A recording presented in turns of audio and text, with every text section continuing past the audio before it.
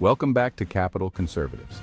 Today we dive into Senator John Kennedy's fiery remarks on America's budget priorities. From border security to defense spending, Kennedy lays out his vision for protecting the nation while warning against reckless overspending. Stay tuned, because this is a breakdown you don't want to miss. I'll be clear right from the start. I don't care whether it's one bill or two. What matters is getting something passed. This isn't a competition. It's about doing the job. I trust Speaker Mike Johnson, and so should the rest of us. Thank you, Mr. Chairman. Point one, I don't care whether we do one bill or two bills. I can teach it round or flat. I just want to see us pass something. I don't view this as a competition. I know Mike Johnson. I have complete confidence in Mike Johnson, and we should too. Now let's talk about immigration. Under President Biden, millions, whether 8, 10, or even 12 million, have entered our country illegally. That's like adding the population of 4 Nebraskas. We don't know who they are, we don't know where they are, and we don't know their intentions. Most Americans don't support illegal immigration. And it's not about race, it's about safety. Just like you lock the front door of your home at night,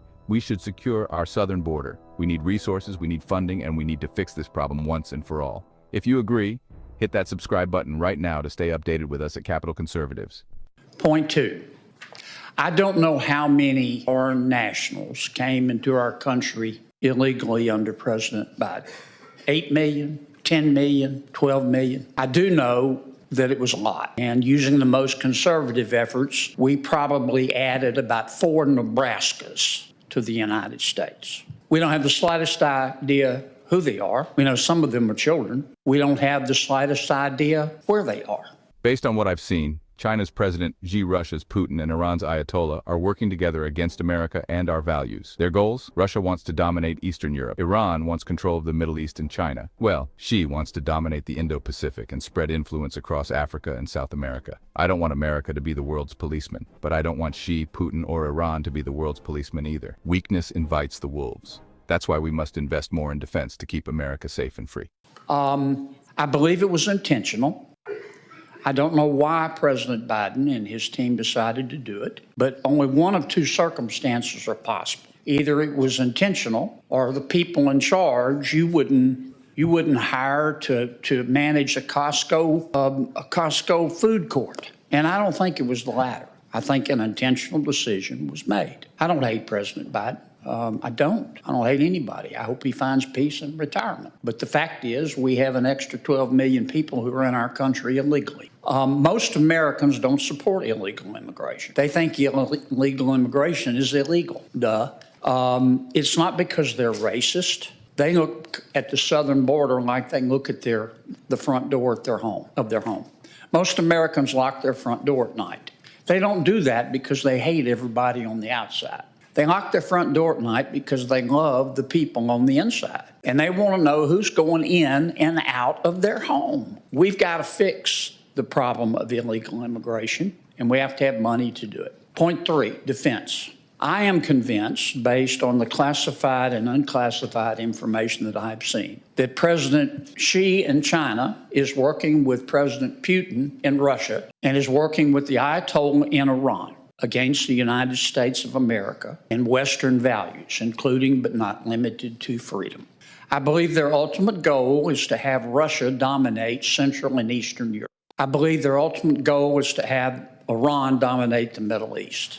And President Xi's ultimate goal, he's the quarterback of this ball club, is to dominate the Indo-Pacific, be free to roam at will in sub-Saharan Africa and South America. Now there's talk of spending $300 billion for what some call a good cause. But here's the truth. Every cause in Washington is a good cause. That doesn't mean we can afford it. If we keep spending recklessly, America won't collapse overnight. It will rot from within like termites eating away at the foundation of a house. We must have real pay-fors. We must hold the line on spending, and we must protect America's financial future. At the end of the day, I hope we get this right. I'd like to see Republicans and Democrats come together. I'll be here listening to my colleagues, taking their ideas seriously, because at the end of the day, this isn't about politics. It's about America's survival. If you're with us in this fight, make sure to like this video and share it with your friends so more people understand what's at stake. Now, I don't want America to be the world's policeman. But I don't want President Xi or President Putin or the Ayatollah in Iran to be the world's policeman either. And the world I just described, if I am correct, the objectives of our enemies, if I am correct, is not a world that will be safe for America. Weakness invites the wolves. We have to spend more money on defense. Final point. Having said all of that, it's being proposed that we spend $300 billion for a good cause, in my judgment. $300 billion. There's been a lot of rhetoric, I don't mean that in a pejorative way, about we're going to pay for this. We need to pay for this. That's just as important as the immigration money and the defense money. We need to have real pay-fors. We cannot sustain our spending. I understand a lot of it is for a good cause, but if we're honest with ourselves, nobody around this place ever stands up and says, I've got a bad idea and I need money for it. It's always a good cause. But this kind of spending is going to destroy America. It won't be a fiscal cliff. It won't be. One day we won't be fine and the next day falling off. That's not how this works. This kind of spending destroys you like termites. You get termites, your house doesn't fall on a Tuesday, your house doesn't fall apart on a Wednesday, but those termites eat away. And they eat away, and they eat away, and you know what I'm saying. I hope we do this right. I'd like to see us do it together. I don't live in La La Land. I know that's unlikely, but I'm going to try to be here as much as I can and listen to my colleagues' ideas. And I think they're smart people, and I would invite them to make their suggestions. I for one, will take them seriously. Thank you, Mr. Chairman. America faces real challenges: an unsecured border, dangerous foreign adversaries, and unsustainable spending. Senator Kennedy's message is clear. We must act now together to secure the future of our nation. Don't forget, subscribe to Capital Conservatives for more powerful insights straight from Washington. And as always, let's keep fighting for America's future.